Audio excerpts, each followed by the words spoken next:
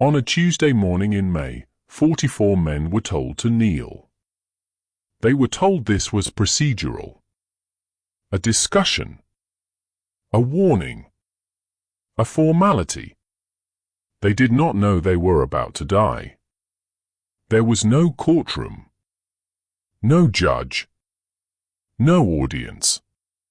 Only heat pressing down from the tropical sky. Only silence thick enough to hear the ocean breathing against the shore.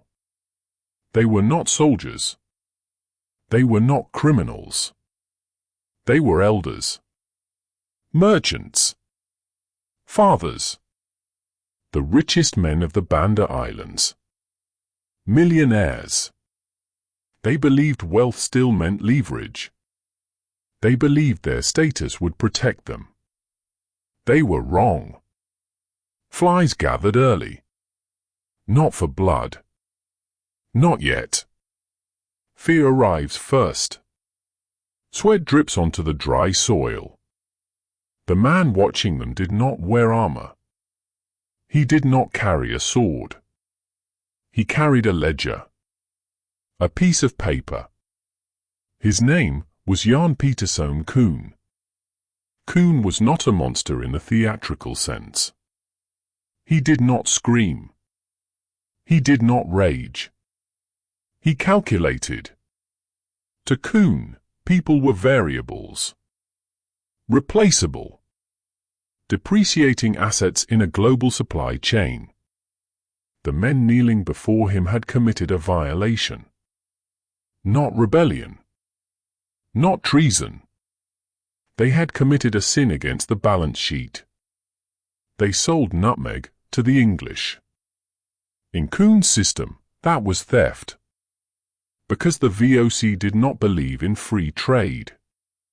It believed in exclusive extraction. The order came quietly. A nod. A raised hand. The Japanese mercenaries, the Ronin, drew their blades. Swords moved efficiently. Heads were removed and displayed on bamboo poles. Bodies were dragged and dropped into a dry well. Some were still alive when they fell into the darkness. No speeches. No records of last words. Efficiency does not record emotion. By midday, it was finished. The screaming stopped. And then something obscene happened. The metallic smell of blood faded. And the air filled with something sweeter. Nutmeg. The smell of luxury. The smell of money. The smell that the civilized world was dying for. This is not just a story about spices. This is a corporate origin story. Long before Apple. Before Amazon. Before Google, Tesla, or Microsoft. There was the Dutch East India Company. The VOC. The first multinational corporation. The first public company. The first stock exchange. And the first corporation to legally commit genocide. To understand why 44 men had to die in the mud, we have to understand what they were dying for. Today, nutmeg is a wrinkled seed in your kitchen cabinet. But in the 1600s, nutmeg was not food. It was salvation. Europe was rotting. The bubonic plague, the Black Death, was stalking the streets of London and Amsterdam. Doctors were helpless. Science was in its infancy. And a rumor started to spread. A rumor that the scent of nutmeg could ward off the plague. Suddenly, nutmeg was more valuable than gold. If you had a bag of nutmeg, you could buy a mansion in Amsterdam. You could buy a title. You could buy life itself. But there was a catch. A geographical impossibility. Nutmeg did not grow in Europe. It did not grow in Africa. It did not grow in the Americas. It grew in only one place on Earth. A tiny cluster of volcanic islands in the middle of the Pacific. The Banda Islands. 10 small specks of land. So small, they barely appeared on maps. But whoever controlled Banda controlled the cure. Whoever controlled Banda held the world by the throat. And the Dutch wanted it all. But building an empire costs money. Ships sink. Sailors die of scurvy. Pirates attack. Sending a fleet to the other side of the world was a gamble that could bankrupt a king. So, in 1602, in a damp building in Amsterdam, the Dutch invented a new kind of magic. They stopped betting on ships and started betting on paper. They created the Joint Stock Company. They told the citizens, "Give us your savings. Whether you are a rich merchant or a simple housemaid, give us your money and we will give you a share of the profits." It was the first IPO in history. And the city went insane. The Amsterdam Stock Exchange became a casino. People sold their houses to buy shares. The price of VOC stock rocketed. Suddenly, the company had something no other merchant group had. Infinite capital. Limitless cash flow. But money needs protection. So the Dutch government gave the VOC a charter. But this was no ordinary business license. It was a license to kill. Read the fine print of the charter. The VOC was granted the power to wage war, build fortresses, recruit armies, sign international treaties, and execute criminals. It was not regulated. It was sovereign. It was a state disguised as a corporation. At its peak, the VOC's value reached $7.9 trillion in today's money. Let that number sink in. 7.9 trillion. More than Apple and Amazon combined. More than the GDP of Japan and Germany. No company in history has ever been richer. Not because they lacked technology, but because they lacked morality. The VOC was not innovative. It was authorized.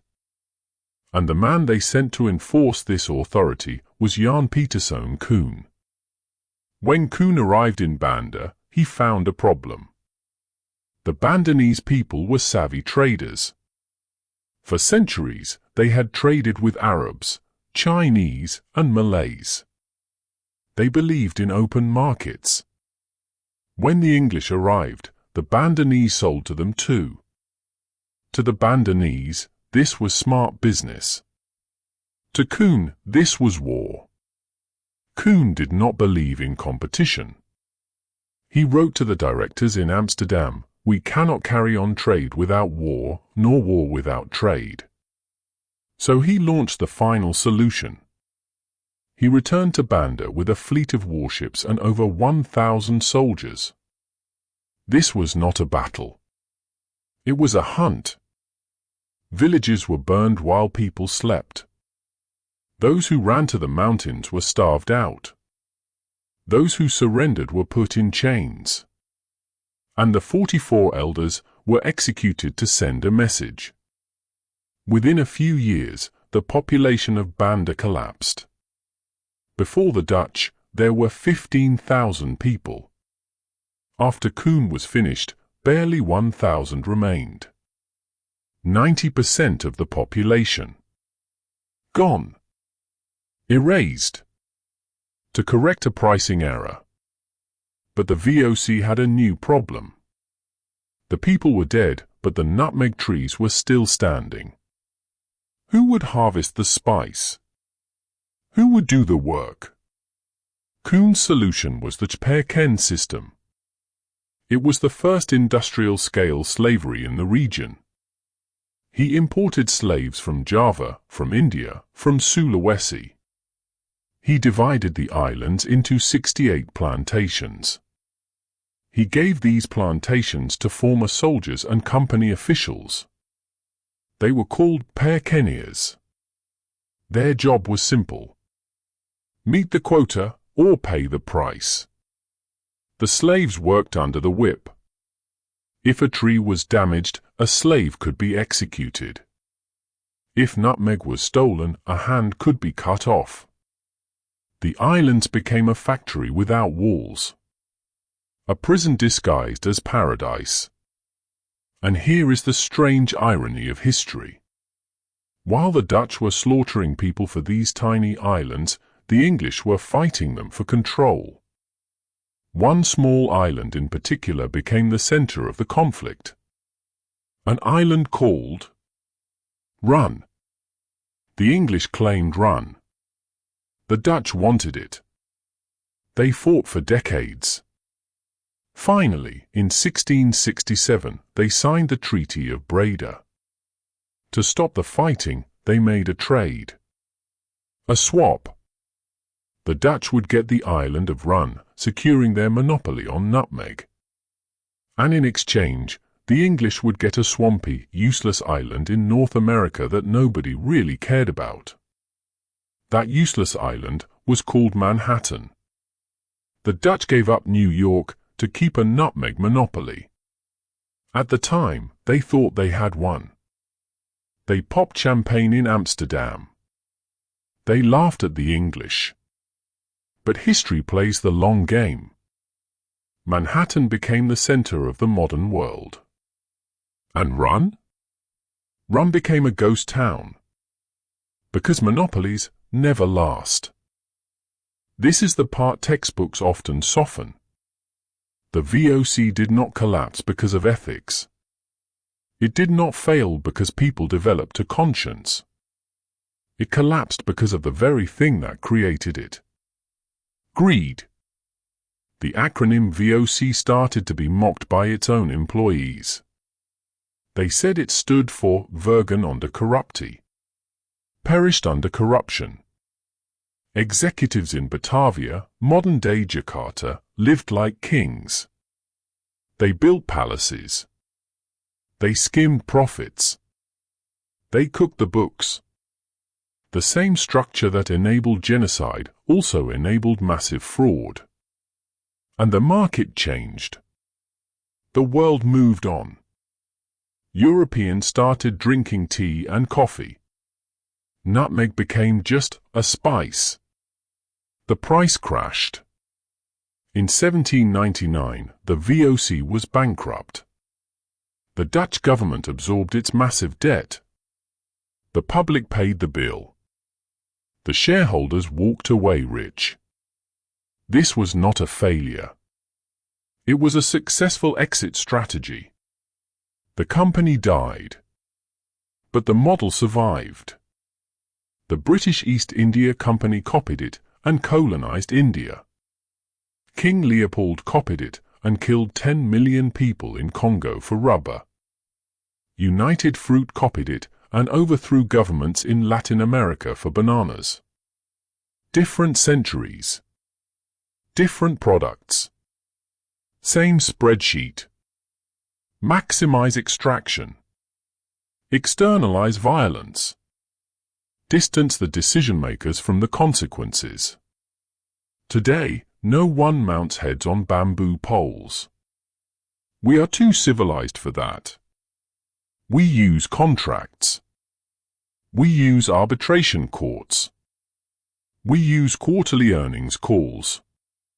When executives talk about maximizing shareholder value, they are speaking VOC language.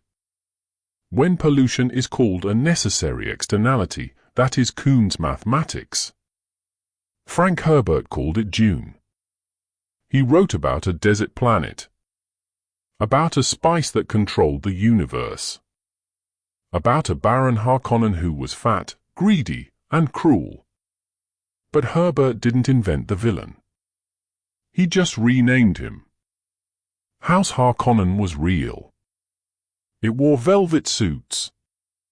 It kept meticulous ledgers. And it paid consistent dividends. Here is the most uncomfortable question. Ask yourself, if the VOC were alive today, with lawyers instead of swords and algorithms instead of overseers, would it be considered criminal? Or would it just be considered successful? This is why the story matters. Not because it is in the past, but because it is the foundation of our present. The modern world was not built by accident. It was engineered. On spreadsheets in Amsterdam. On plantations in Banda. On the bodies of the forgotten. The system did not disappear. It was refined. The violence is quieter now, hidden behind supply chains. But the math is the same. Profit first. People later. If ever. This was the real Dune. The story of the richest company in history. Built on blood.